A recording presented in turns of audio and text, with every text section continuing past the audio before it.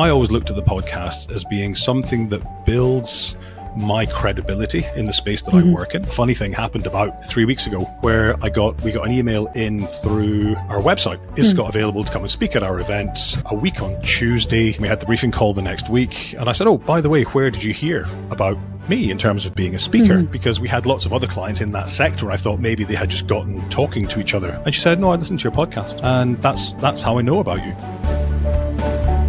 Hey there, I'm Sadaf Bainan, and this is the PodJunction Podcast, the show where business leaders share how they use podcasting to grow, connect, and build their brands.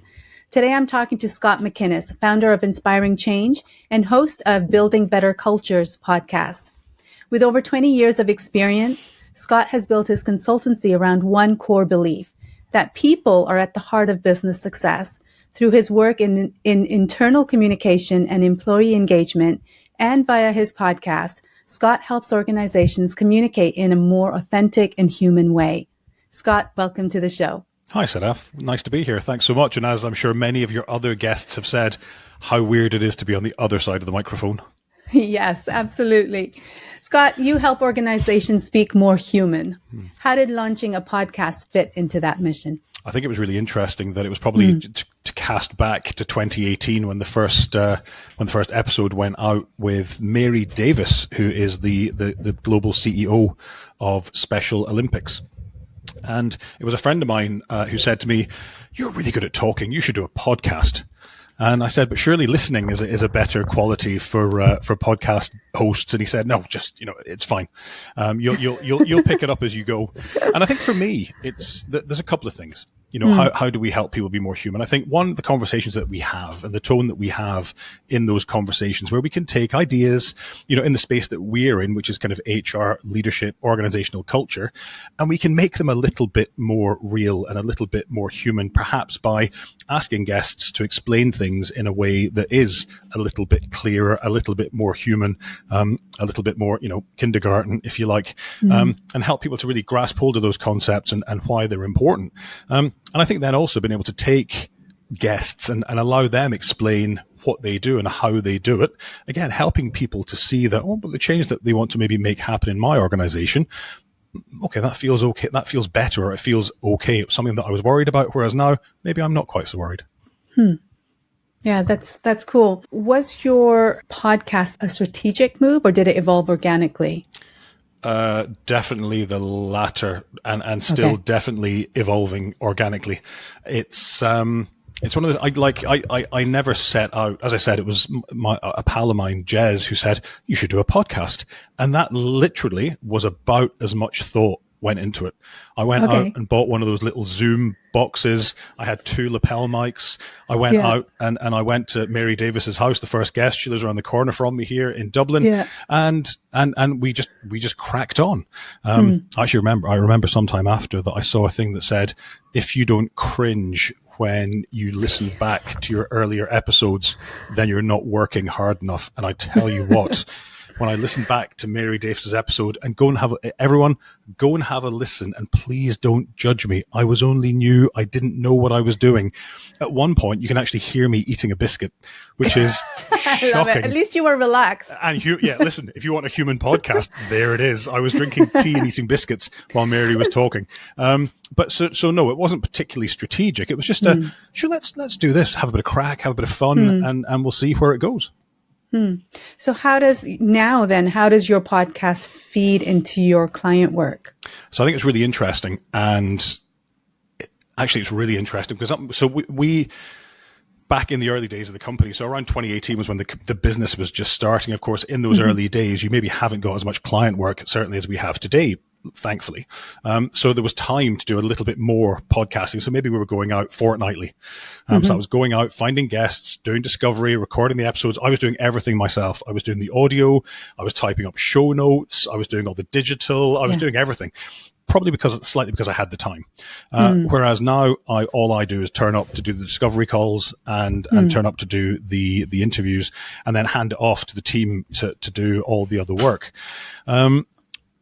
it's been really interesting that probably one of the things that I held really close to me, maybe wrongly, was that because the podcast was kind of sitting alongside my business, that I didn't want the podcast to feel like it was a big advert for the business. I didn't want it to feel like that was that was the only reason I was doing it. So the pendulum, I think, maybe swung too far the other way, where we didn't really talk about what we did. We didn't talk about how we did it. Whereas now, what we've done is we've started to feed in, we're 8 years older, so we've started to feed in, actually, some of our clients, for example. So let's have a client like the Cumberland come on and talk about how we helped them with corporate narrative and the difference that made during change. Let's have the Police Service of Northern Ireland come on and talk to us about how they did their, or why, and how they did their culture audit, which we ran for them. And I'm always very upfront and I'm always very transparent. And I always say, these are clients of ours. Let's use some of our, we have a really, really nice pool of associates that we work with. Let's bring them in and celebrate their expertise and celebrate their success and let them introduce themselves. So when maybe somebody listening, if they end up being a client, they've heard the person's voice already. So I've probably become a little bit more, I've brought the two a little closer together. The podcast and the business were very far apart. They're probably, if they were a Venn diagram, they're very slightly lapping over now, and that's okay. And I'm comfortable with that. And maybe I need to go more down that route. I don't know. Okay. So in those early days when you were kind of keeping the two things separate, what did that achieve for your business in some sense? I'm wondering if it would have still built that authority and that thought leadership. If I'd have brought more client stuff in earlier. No, I mean, like, even though it was standing alone almost in some sense, but that it would have been a similar thread, would it not? Yeah, I think so. I mean, I think that from a marketing perspective, I think bringing in some of the client stuff is a little bit better now. From a thought leadership perspective, I think it's always offered that. And I remember when I set the business up in 2017, my coach said to me, if you want to be successful, you've got to be an inch wide and a mile deep. I like that. And I really hold, and I think that's as true in the world of podcasts. Do not try and be everything to everybody. And that's something that I hold really kind of dear to my heart in my business and in the podcast. The podcast is about leadership, communications, and culture. If you don't talk about those things, you don't get past, you don't get past step one, which is us going through our clients, that our guest offers that are coming in and just going, no, because they're not relevant. Because I think that when people start to listen to your podcast, they're expecting to hear, when they listen to your podcast, they're coming with an expectation of, if I do a podcast for my business, what's that going to do for me? Yeah. That's the question they want answered. And that's the question that you have to then answer through interviews like this. And I think that's really important when it comes to the podcast and the brand, or my business and the brand. What do people expect when they come and knock on the door and the door opens? What are they expecting to see? And is that there? Yeah. Yeah, no, absolutely. So when you started bringing the two closer together, you're saying if you had a Venn diagram, there would be more of an overlap. Have you seen the benefits of that in your business? I think it's, it's the one, and somebody only asked me the question this morning, do you think the podcast makes you money? Do you think it brings in business? And I said, like kind of lots of marketing efforts, it's really hard to know. It's really, really hard to know. I always looked at the podcast as being something that builds my credibility in the space that I work in. Back to your point about thought leadership, that maybe maybe positions me and the company as kind of a thought leader in that space of communications, of culture, of leadership. And I think it does do that. I think trying to measure, have we won any work from it, is really hard. Although it was funny, I did say to the person I had the call with this morning that a funny thing happened about 3 weeks ago, where we got an email in through our website.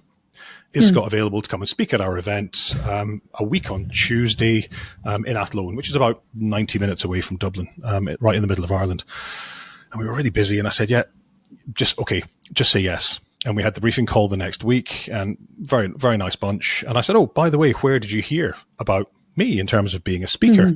Because we had lots of other clients in that sector, and I thought maybe they had just gotten talking to each other, as happens in Ireland.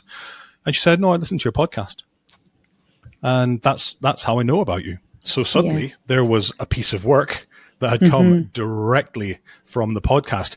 And maybe other pieces have too. I probably just haven't asked the question, and maybe I should have, and maybe I will from now on.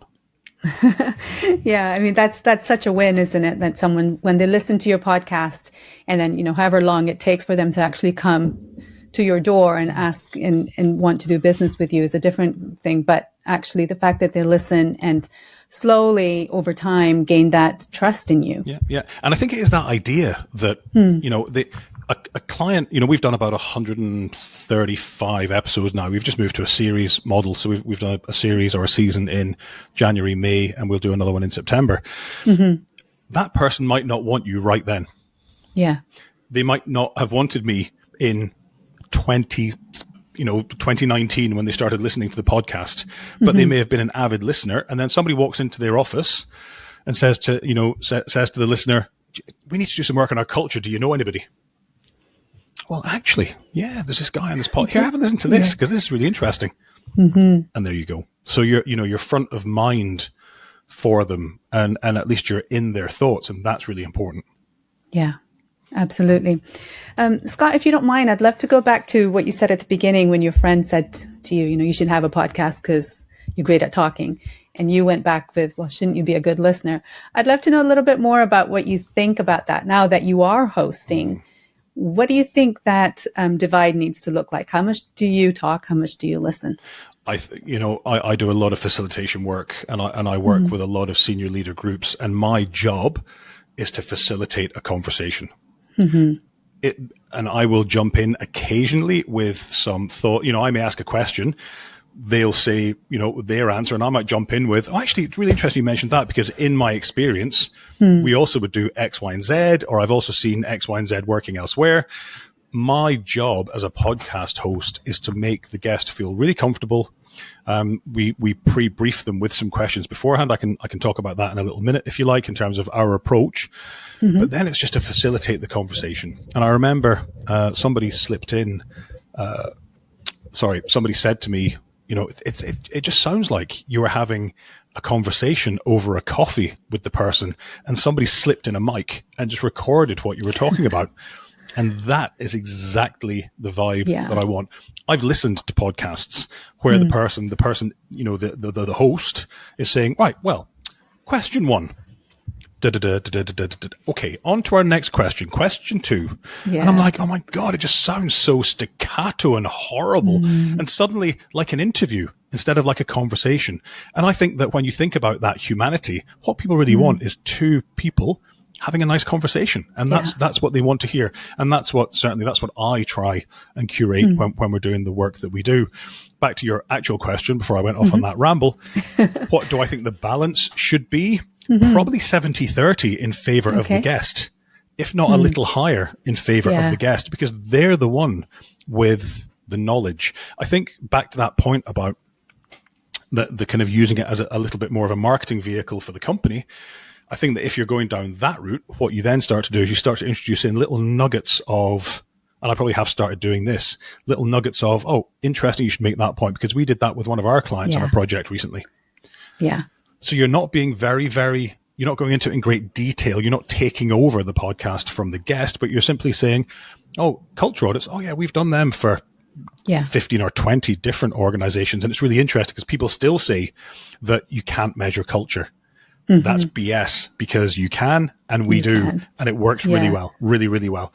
And I might go that far, but no, I think a 70-30, 80-20 split in favor of the guest is really important. And actually, one final thing, even what you did there, going back to what you said there back at the top about the Venn diagram, we're on video for people listening. I saw you write that down. You scribbled that down beside you. And I do that too. So that because I'm never going to be able to listen to what they're saying, be engaged, think about the next question, and remember everything they've spoken about already. So I'm always taking down little notes so I can do that jump back as well. Yeah. And that comes back to that active listening piece that you spoke about. Yeah, thank you. I think you're so right that 80-20, 70-30 split, I think is actually works very well.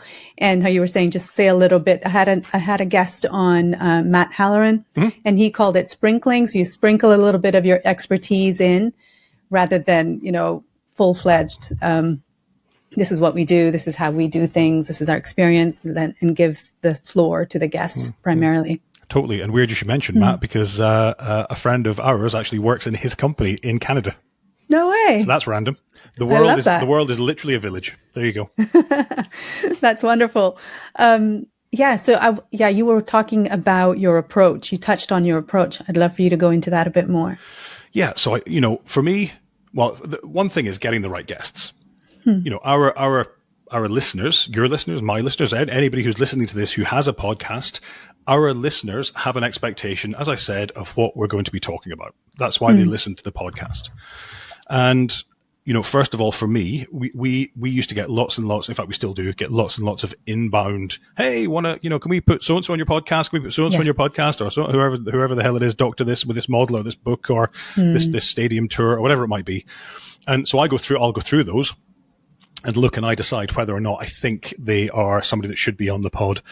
Probably last year, the year before, I was letting that dictate for me too much who I was bringing on. And that was kind of moving the direction of the podcast a little too much.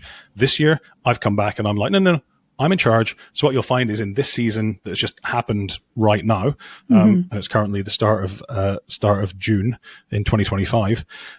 If you look at where we are today in the podcast, it's been all Irish, primarily Irish or UK guests. Okay. We were getting lots of American guests, lots of international guests, and that's really interesting for a bit of flavor, but you don't want it to be the main course. I'd much prefer to stick slightly closer to home. So I think choosing the guests well, and then I always have a discovery call. And even after that discovery call, as ick as it sometimes is, I sometimes have to say, I don't think you're for us. Yeah. I thanks a million for your time. Really enjoyed the conversation, but actually I don't think that what you're going to talk about is something that would really float our listeners' boats. And that's hard. But what that discovery call then allows me to do, assuming we're bringing the person forward, is think about everything they've told me. What questions do I need to ask them to elicit that information? So I will then send them 6, 7, 8 questions with a caveat that we may not get to them all. Yeah. And I may throw in some spin balls occasionally, so be on your toes. But this is kind of the roughly narrative flow of the episode. That gives them just a bit of confidence, because there's nothing worse than getting in a really good guest on your show, peppering them with random questions about their subject matter and expecting them on the spot in the moment to have an answer, and not just have an answer, but to have a really good answer. Compelling. Yeah, exactly. Yeah. So, right. So the question then is, how do we prep our guests in order to be amazing? Because that's what we want. A guest is coming on to a podcast for a reason. I'm coming onto your podcast because I think that perhaps it would help people, but also because I think it might help to grow my podcast listenership. People might be coming onto my podcast because they think if someone listens to this, they might buy their book or go to their show or listen to their podcast or whatever it might be. If they're giving their time to us as podcasters, then we've got to give them the opportunity to really shine. And I think that prep is what helps them really shine. The other thing that I ask them for is a really good photo. So I will always say to them, and we give them specs. Do not send me something which is 117K because it's going to be rubbish. Do not give me something that's really, really close up, because in the podcast artwork, it's going to look rubbish. And by the way, if you think that you've got a really good mic in your laptop, you haven't. You've got a rubbish mic in your laptop when it comes to podcasting, because podcasting lives and dies on audio. And that's just the end of it. So stick on a headset, stick on the AirPods, or stick on the wired connection to your old iPhone. But don't think that your laptop mic is going to be good enough, because it just isn't. Yeah, that's really helpful. Thank you for that. Just what you were saying about, how you changed your approach a little bit with your guests. What has been the outcome of that? Has that had any direct impact again on the business side of things? How have you found that? Yeah, it's a good question. And again, I don't know. I mean, I that client that came and said, I listened to your podcast, I think you're great. Is that because I was chatting to more Irish guests? Is that because, and it was an Irish company, does she then kind of twig and go, oh, he must be, he sounds foreign, which I am. I've lived here for 25 years, but I'm from Scotland originally. But if she says, well, maybe if he's in Ireland, he sounds good, maybe we could get him. So maybe that change of tactic into using more local organizations and more local guests is working. And the other thing as well is that, of course, from a business perspective, as well as perhaps building up that credibility and that thought leadership, you're also building up a wealth of content. Yes. So we've now got 130 episodes-ish of the kind of the main podcast. And then I have another little thing on the side called BBC Shorts, which is just me talking for 5 minutes maybe about a particular something that struck me in that day, or something that struck me in that moment, or just something poignant at that moment in time, or poignant in my head. But it means that you have a whole load of content there, of marketing content to be able to use, whether that's taking those podcasts. And if anybody looks at my LinkedIn profile, you'll see that we take little snippets from the pods, and we'll actually revisit pods, and we'll take them out and make a little carousel of, key points that were made in the podcast. But we'll do that months and months and months after the initial pod, because it's not a once and done. We don't get the thing, recorded, released, and then we never think about it ever again. We use it often. And even the other day, we were doing a bit of a marketing campaign into a new sector. And we were saying, oh, by the way, we're working with organizations like you.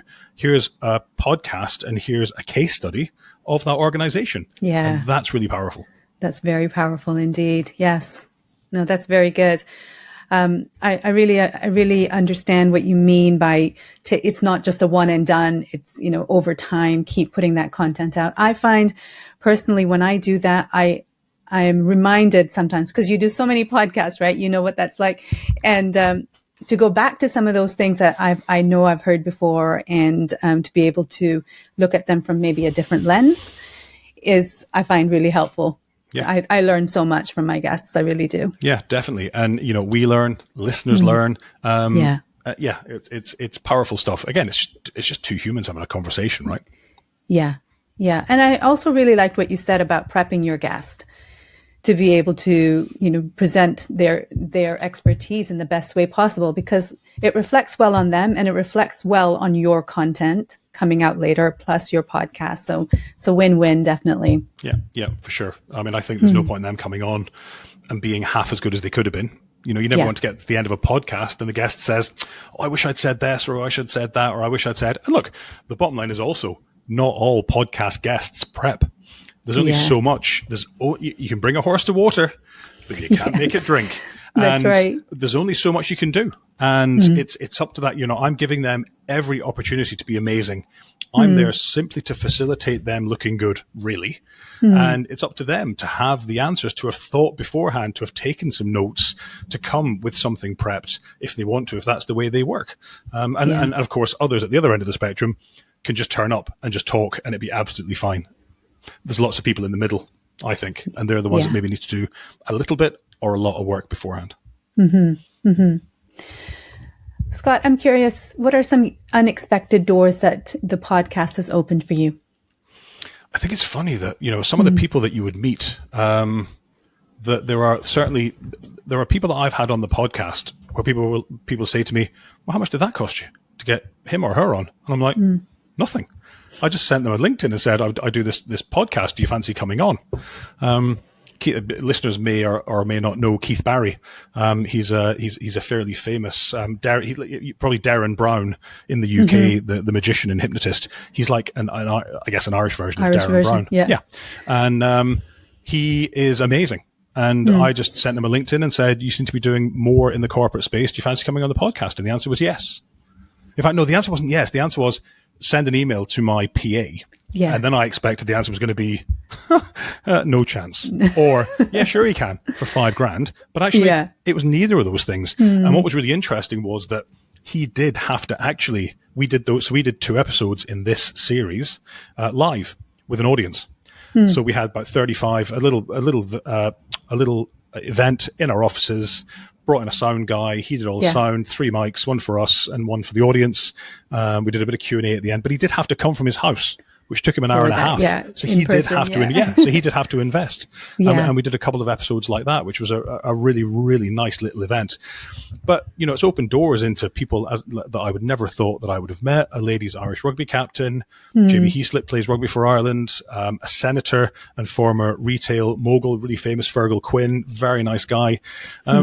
But it just does open doors. You're giving somebody else the opportunity to come and tell their story, to share their thoughts and ideas, to share their experiences.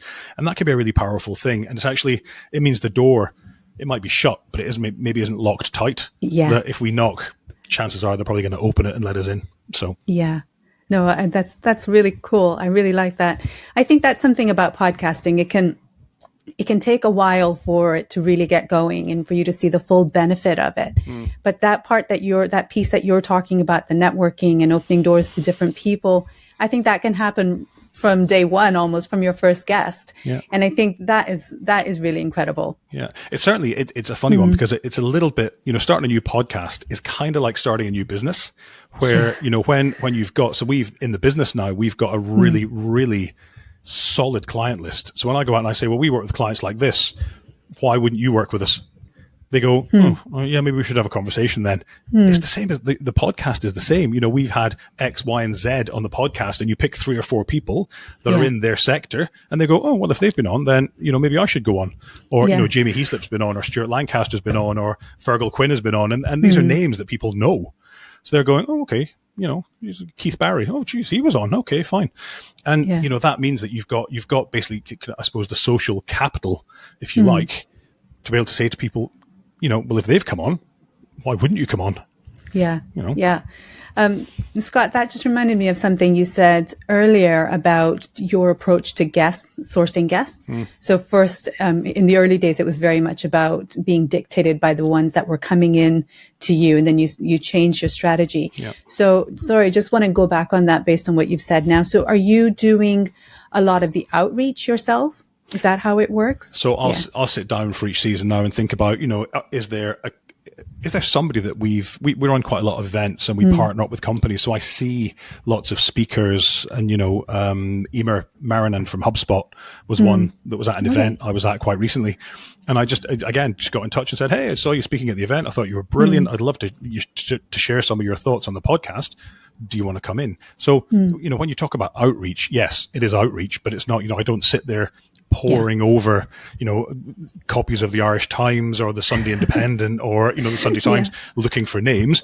I probably could, but I don't. Ireland being quite a small place and being, quite well connected, you tend to kind of know the people. So they're out there. And, if there's a couple of clients, I think like the PSNI, as I said earlier, or the Cumberland that I mentioned, just going to them and saying, do you fancy coming on and telling your story about how you worked with us and the difference it made? And I don't treat those, even though I know them really well, from a podcast perspective, I don't treat those guests any different to a regular guest. If you came on my podcast and I didn't know you, we still go through discovery. We still have the conversation. We still think about the construct of the conversation and what it is we want to pull out and make sure that they're comfortable. That's really important. Yeah, no, that's very good. Scott, what's something the podcast has helped you learn about your audience? I think probably that they're all really different. But that I think the stuff that we talk about on the podcast is really relevant to everybody. If you work in an organization, thinking about your organizational culture, thinking about how you communicate change and thinking about how you grow your leaders is really important. So everyone's got very, very similar challenges. They may have them in different sectors or in different sizes. Clients of ours are all the way from 10,000 employees all the way down to, I think our smallest is probably 80 or 50. But they all suffer the same challenges. So I think it's about realizing that when you're looking at, again, back to that idea of that niche, that inch wide, mile deep. Yeah. That's why we do that, because we can now speak to people who are sharing those similar challenges. But yet what we're doing is over the course of having conversations with podcast guests or going through particular projects with clients, we're learning things all the time that we then take on and we can use in different client projects.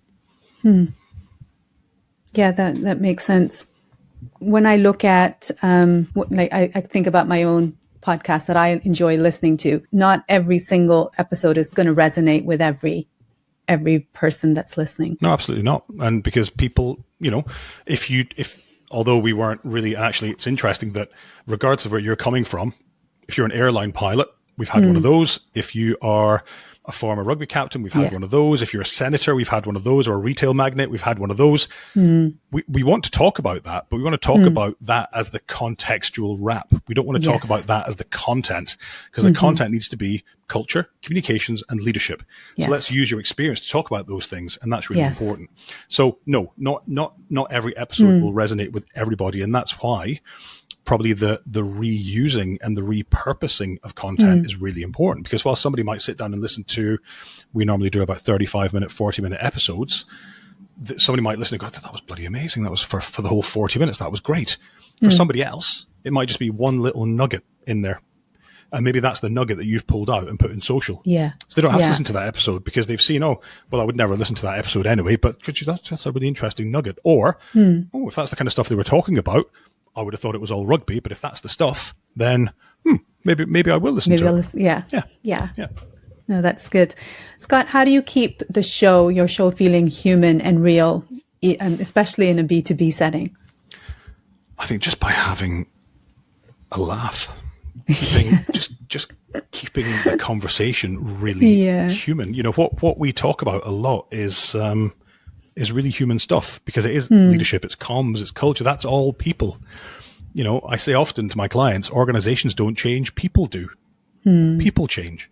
So if we can just be in our tone and our conversation, if we can just not be too stuck up and too formal, if we can just have a conversation, like, as I said earlier, two people having a cup of coffee, then I think that helps to kind of make it very listen-toable, if that's a word, which it isn't. Yeah. But I'm sure there is a word. Feel free to write in, people, if there is a word that I missed there. But I think it just gives you that opportunity to have a conversation, and it's kind of lacking. And I'm no Seth Godin. I'm never going to have 1 million, downloads a week or whatever Seth has. But I also don't have the the cuts in between all the sections. I literally say to people, we start talking, then we stop talking, we top and tail that, and we put it out. That's what we do. Yeah. Now, unless you're somebody like one of my guests, bless him, who was 83, and his dogs had already gone mad because somebody rang the doorbell. Can you cut that out? Yeah, I can cut that out. Yeah. And then he said near the end, it was actually the year before he passed away.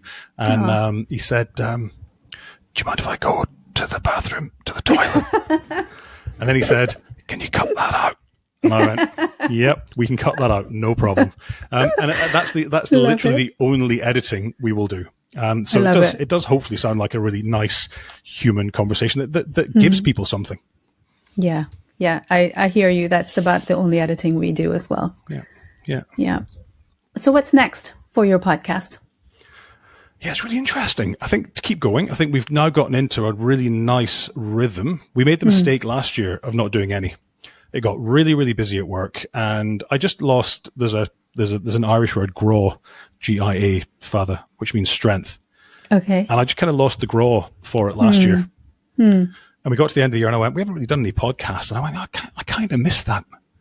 But how can we do it in a way that's just a bit easier to do? So we went to the series kind of model. Some people go out every week. Some people go out twice a week. Some people go out twice a year.